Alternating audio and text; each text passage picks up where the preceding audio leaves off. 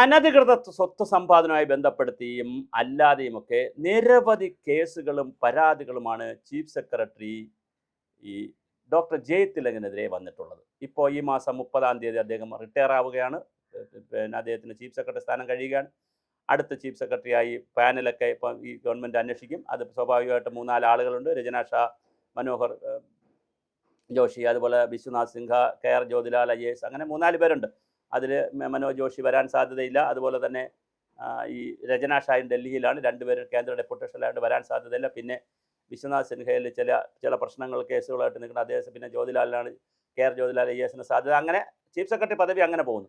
പക്ഷേ ഇപ്പോഴത്തെ ചീഫ് സെക്രട്ടറിക്കെതിരെ അനധികൃത സ്വത്ത് സമ്പാദനത്തിന് നേരത്തെ ഒരു കേസ് ഉണ്ടായിരുന്നു.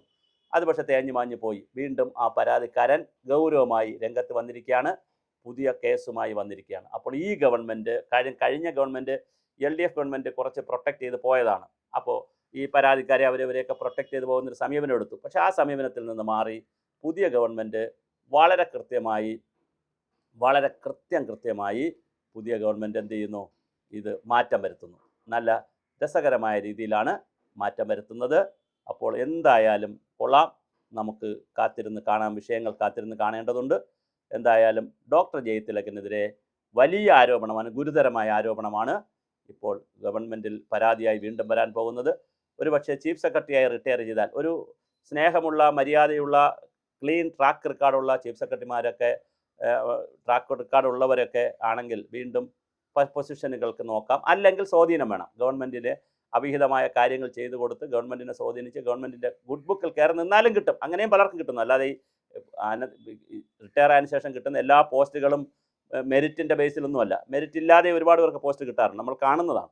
മെറിറ്റ് ഇല്ലാതെയും കിട്ടാറുണ്ട്, എന്നാൽ മെറിറ്റിലും പലർക്കും കിട്ടാറുണ്ട്. പക്ഷേ ഇതിനെ സംബന്ധിച്ചിടത്തോളം VD സതീശൻ മുഖ്യമന്ത്രി ആയിരിക്കുന്നിടത്തോളം കാലം ഡോക്ടർ ജയതിലകന് അങ്ങനെ ഒരു പുതിയ അസൈൻമെൻറ്റ് കിട്ടുമോ എന്നുള്ള കാര്യത്തിലും ചില സംശയങ്ങളുണ്ട്. ഇനി കിട്ടുമോ നമുക്കറിയില്ല. കാരണം അദ്ദേഹത്തിൻ്റെ കോൺടാക്ട്സ് എന്താണ്, വേറെ വേർഡ്സ് എന്താണ്, ഈ പറയുന്ന ഒക്കെ ശരിയാണോ, വിൻസൻ ഫാൻസി എന്താണ്, അത് ഇദ്ദേഹത്തിന് ആളുകൾ പറയുന്നതിൻ്റെ അകത്തുള്ള തെളിവുണ്ടോ? കാരണം അങ്ങനെ നമുക്ക് പറയാൻ പറ്റില്ല. ഒരാളിനെതിരെ പറയുമ്പോൾ നമുക്ക് അങ്ങനെ പറയാൻ പറ്റത്തില്ല. എന്തായാലും വളരെ വലിയ ഒരു കേസാണ് വീണ്ടും ഉയർന്നു വരുന്നത്. ഇനി ആഭ്യന്തര വകുപ്പ് ഇപ്പോൾ ഭരിക്കുന്ന രമേശ് ചെന്നിത്തലയാണ്. വിജിലൻസിനൊക്കെ ശക്തമായ ഉദ്യോഗസ്ഥരാണ്. അവർ ഇനി എന്താണ് ഇതിലെടുക്കുന്ന സമീപനമെന്നറിയില്ല. ചിലപ്പോൾ ഒരു പക്ഷേ തീർച്ചയായിട്ടും ഇത് അന്വേഷണ വിധേയമാവുകയാണെങ്കിൽ ചീഫ് സെക്രട്ടറി റിട്ടയർ ആയാലും ഈ കേസ് തുടരും. അങ്ങനെ അത് അനധികൃത സ്വത്ത് സമ്പാദനത്തിന് കേസെടുക്കേണ്ടി വന്നാൽ അത് വലിയ ഗുരുതരമായ ഒരു ആരോപണമായിട്ട് വരും.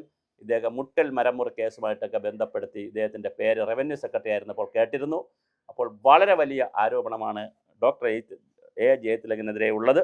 അത് അന്വേഷണ വിധേയമാക്കിയാൽ റവന്യൂ സെക്രട്ടറി ആയിരുന്നപ്പോഴും, അതുപോലെ തന്നെ ആഭ്യന്തര സെക്രട്ടറി ആയിരുന്നപ്പോഴും, അതുപോലെ ഈ പിന്നെ നമ്മുടെ ചീഫ് സെക്രട്ടറി ആയിരുന്നപ്പോഴും ഒക്കെയുള്ള കേസുകൾ പുറത്തു വന്നാൽ എങ്ങനെയാണ് അത് രക്ഷപ്പെടുക എന്നറിയില്ല.